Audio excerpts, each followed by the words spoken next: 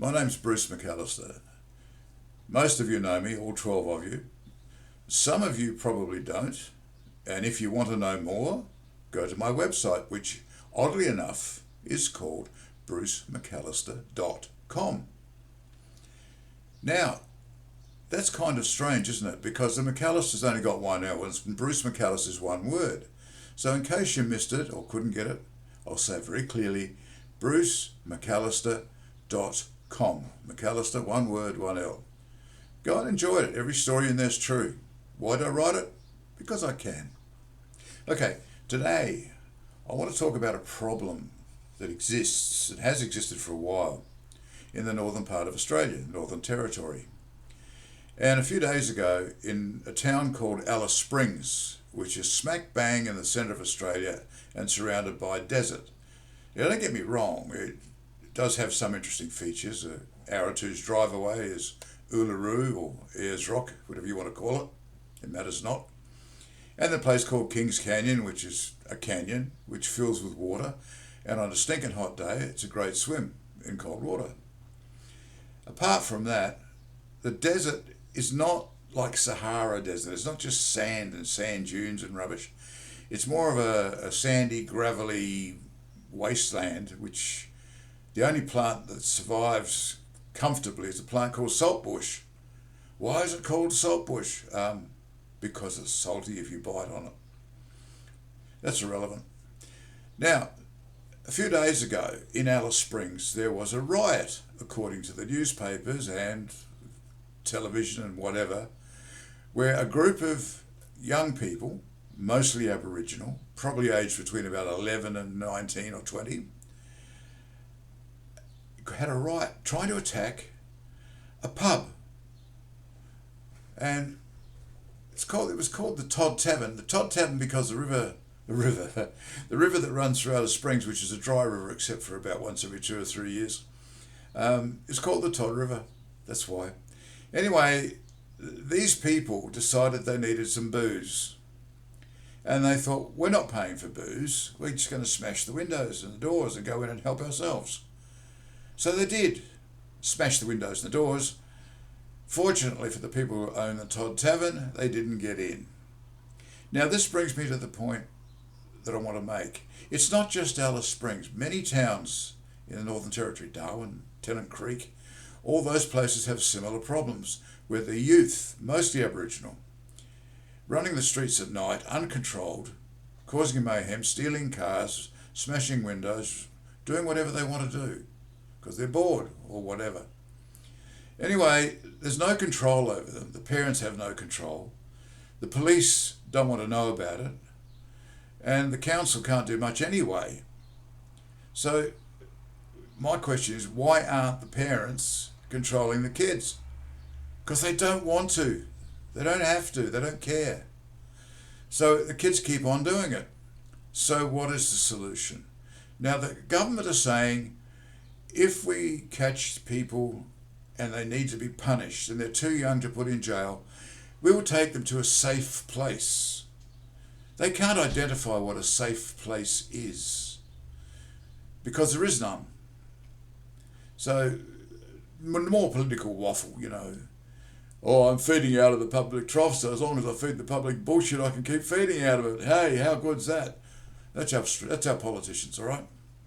I think I want to be a politician because they get paid $200,000 a year to eat out of the public trough and do nothing. They're very good at doing nothing. I wouldn't mind doing nothing. I do nothing anyway, but I wouldn't mind doing nothing for $200,000 a year. Anyway, what should we do with these bloody ratbag kids? They're too young to prosecute, too young to put in jail. So let's make a safe place. Now here's my idea of a safe place.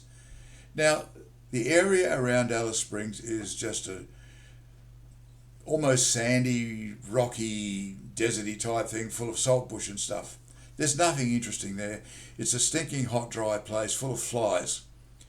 One time I was in Alice Springs and I went to a winery. There was a guy, a dentist actually, who was actually growing wine in Alice Springs, 53-degree heat in the summer. That'd be great. It wasn't great wine, by the way. And he had a barbecue. And we had to ride bloody camels out to his farm. Camels are not a nice thing to ride. They stink and they bite and they're not nice. Anyway, at the farm, he would make he had a barbecue going, and he'd make hamburgers. So you'd grab a hamburger, which looked quite delicious, open your mouth, and 347 flies would fly into your mouth with the hamburger. I don't know if it improved the flavour, but it certainly gave you more protein. Anyway, that's Alice Springs. So getting back to these kids and the safe place. I think an area fenced off with rather high chain wire, topped with coiled barbed wire, and with broken glass stuck into the ground underneath so the couple of bastards can't escape, would be an ideal thing. Of course, you need to have accommodation, but in the sleeping accommodation, you'd have to have beds that can't be broken. In eating accommodation, you'd have to have tables and chairs that could be picked up and thrown or broken. The word concrete comes into mind quite readily. And they'd have to have an area that's sheltered from the sun, shade. And of course, they would have to have showers. Now, I have no illusion that the showers would ever be used.